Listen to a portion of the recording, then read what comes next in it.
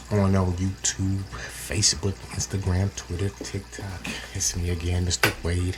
I'm your host, Wait a Minute POV, and we're gonna do some little Black history tonight. You know what I'm saying? So sit back and enjoy. Sharing this can. This is for entertainment and educational purposes only. So you already know what we do over here. Let's get busy. Yeah. Fire up this funk. Fire up this funk.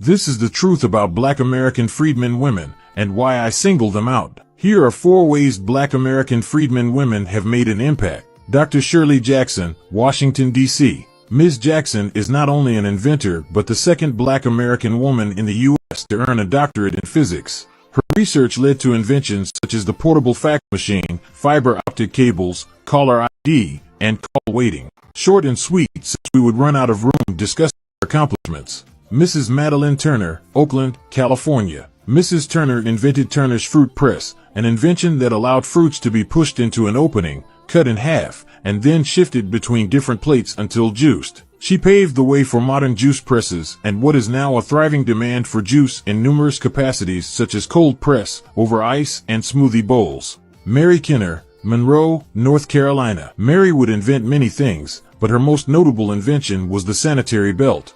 The sanitary belt would lead to and influence the modern-day maxi pad. Kenner conceived of her invention as early as the 1920s. It would be patented years late due to the hurdles of racism and her inability to raise enough money for the expensive patent process.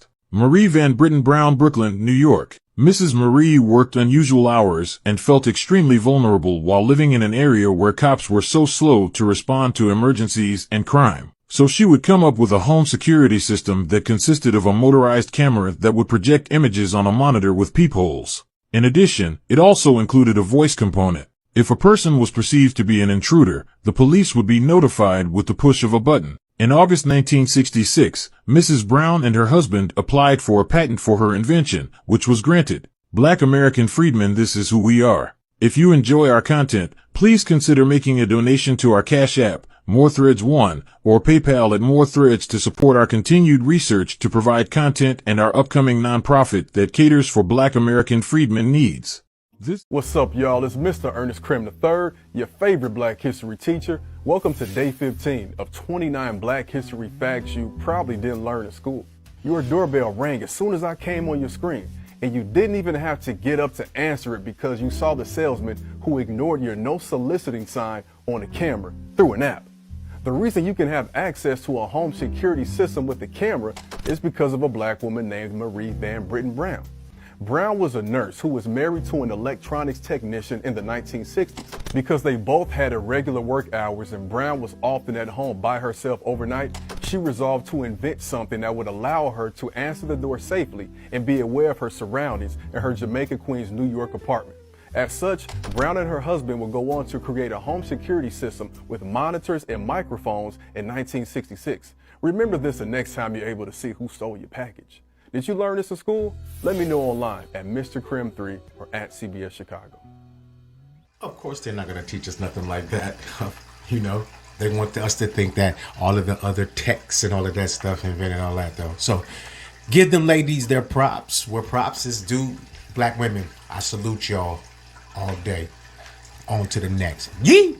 For facts about Black American slavery not taught in schools. Fact number 1. Slave owners bred slaves up north, sent them to more plantations in the south, and used them as currency. Slave breeding was the act of encouraging slaves to give birth to as many children as possible.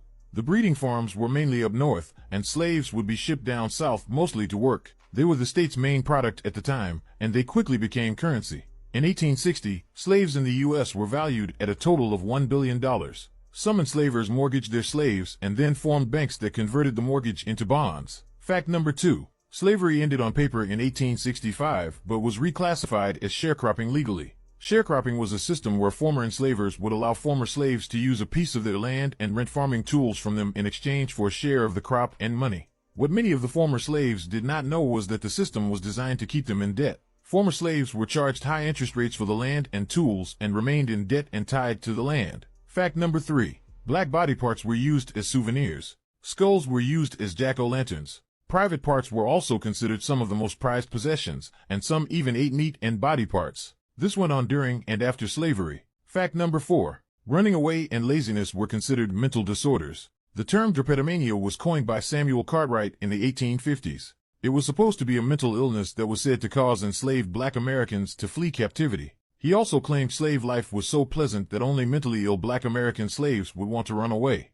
To learn more facts about black American freedmen, check out our flashcards available at www.more. Black history stories you've never heard before. J. Marion Sims is known as the father of modern gynecology, as he developed surgical techniques and instruments in the mid-1800s that helped examine and treat women. In recent years, Sims' history of experimenting on enslaved black women has been exposed. Many of these experiments were said to have been performed without anesthesia. Some believe Sims would use opium to immobilize the woman who tried to resist. One woman was said to have been operated on 30 times before the repair of her fistulas was a success. Sims' goal was to improve health care for white women. In his autobiography, he wrote that black women were the very bottom. His experiments allowed him to perfect his techniques, which he then used on women he referred to as the upper crust. Sims had a statue in Central Park since 1934, but protests in 2018 led to the statue being removed. That's crazy. Dude gonna try to say that slavery was pleasant and it was a mental illness if people wanted to run away. How fucking stupid does that sound? That sounds really stupid. And then you think about this though. In 1860, the slave trade was worth $1 billion. Back in the day, that's a lot of money of them just trading people. Then they had those breeding farms and all of that. That's hella deep, man. And then they already had people in debt before they even knew what debt was. That's crazy. All right, man, on to the next. Yeet! Black history that isn't taught in schools. Ever heard of the real McCoy? That phrase originated from a man named Elijah McCoy. Born in 1844 in Canada to fugitive slaves who had escaped via the Underground Railroad, Elijah's interest in mechanics was evident from a young age. His parents, recognizing his potential, sent him to Scotland for an apprenticeship in mechanical engineering. Upon his return, he faced racial barriers that prevented him from working as an engineer. Undeterred, he took a job as a fireman and oiler for the Michigan Central Railroad. It was here that he invented a superior automatic oiling system for steam locomotives. This invention was so effective that it allowed trains to run continuously without stopping for maintenance, revolutionizing the industry. His products were so sought after that people specifically asked for the real McCoy. His legacy extends beyond his inventions, as he embodies the spirit of perseverance and innovation. Remember, when you hear the real McCoy, you're hearing the echo of a man who changed the world against all odds. Well, you will learn something new every day. I never knew about that, though. I always heard the saying the real McCoy, but, you know, it's pretty cool, you know, for what he did, for the locomotive era, you know. So, hey, salute to him. Let's move on to the next. No one will tell you about forgotten black inventors who have shaped our world. Garrett Morgan, born a slave, made the gas mask and the traffic light. Sarah Boone designed a folding ironing board to press clothes better. George Carruthers built an ultraviolet camera used in space. From blood tests to eye surgery tools, cell phone towers to refrigerated trucks, amazing African-American minds made science inventions we use today. But they did not get the credit they deserved. By sharing the untold stories of these trailblazing inventors, we can finally give them their due and inspire new generations to follow their path. Lives of historical black figures. Madam C.J. Walker is recognized as America's first black female millionaire. She made her fortune selling cosmetics and hair care products for African-American women. She taught over 20,000 women how to sell. She also provided women with advice on budgeting, building a business, and being financially independent. After leaving the day-to-day operations of her company, she built a 20-square-foot home in New York. Sadly, she died in 1919, a year after the home was completed. It still exists today and is designated a National Historical Landmark. The business she founded closed in 1981 after 71 years. Yes, Miss Madam C.J. Walker. a lot of these products around now wouldn't be around if it wasn't for her. So I'm talking about white folks too. So let's just be dead ass honest. I don't care what nobody say, because only black folks know about her, and white folks bid off of her products and try to make it their own. Let's be honest. I'm not trying to start no shit, but I'm just being dead ass honest. All right, let's continue. Hidden Black History Facts. The Dismal Swamp was a refuge for the courageous escaped slaves who sought freedom in the harsh terrain. Here is where the tables would turn.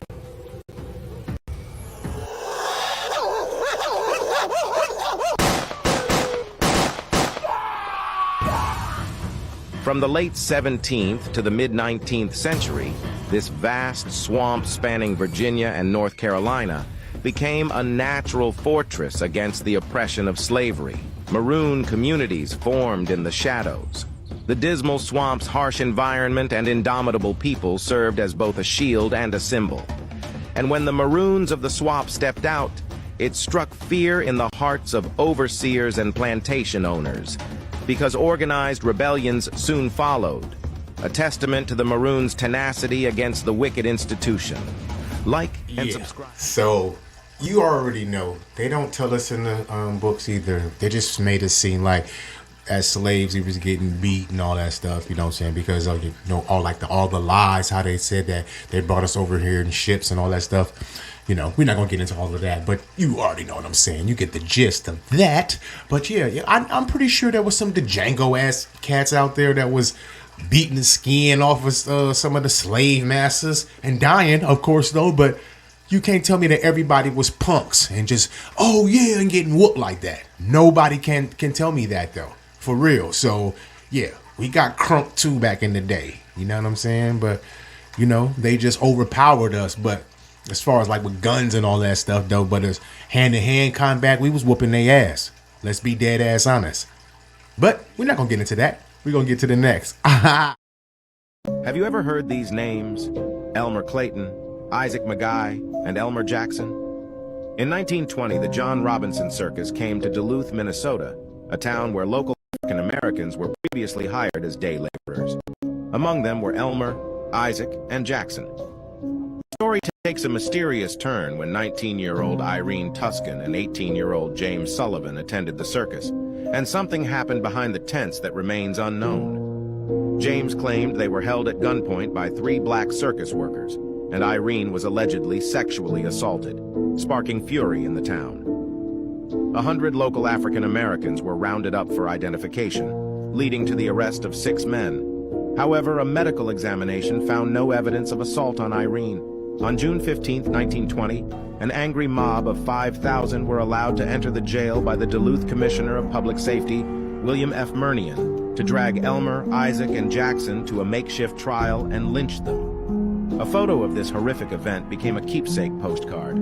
Despite 37 indictments, no one was convicted for the lynching murders. In 1991, the unmarked graves were acknowledged, and in 2003, a memorial was erected to remember the trio. The tale serves as a haunting reminder of a dark episode in American history. See, man, we've been getting done bad for a long time. They just let all them people go in there, just grab them people out of themselves and just lynch them, right? And then all of those faces, took those pictures and everything, used as a postcard, and 36 or 38 whatever indictments, and then nobody gets charged for nothing. Of course not. They were all white.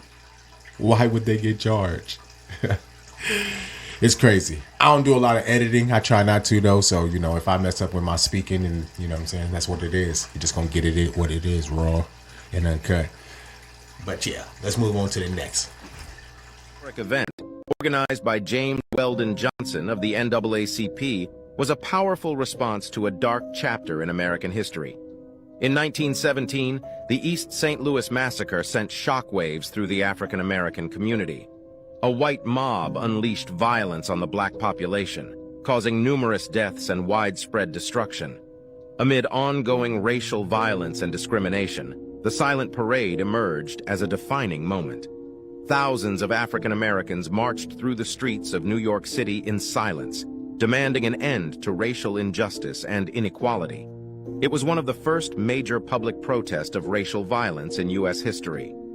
All the organizations agreed that this parade needed to be composed of black citizens only, arguing that as the principal victims of the violence, African Americans had a special responsibility to participate. This historic event gained significant media coverage, spotlighting the dire circumstances faced by the black community in 1917. It also rallied allies from diverse races and creeds to join the struggle against segregation, lynching, discrimination, and other forms of racist oppression. Here's another black history fact.